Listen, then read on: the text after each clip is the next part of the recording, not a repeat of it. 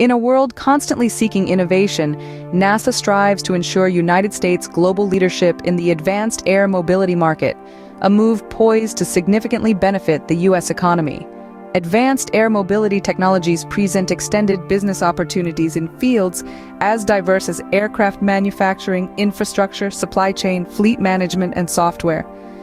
Deloitte projects that by 2035, the advanced air mobility, passenger and cargo mobility market in the United States could reach an impressive $115 billion, equivalent to 30% of the U.S. commercial aerospace market and 0.5% of the country's GDP in 2019.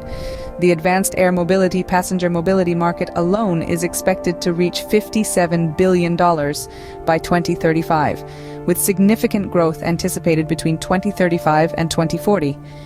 The advanced air mobility, cargo mobility market is projected to be $58 billion by 2035. Advanced air mobility promises not only alternatives to current commuting options and intermodal connectivity, but also expands access to goods and services and leads to job creation through new markets and services.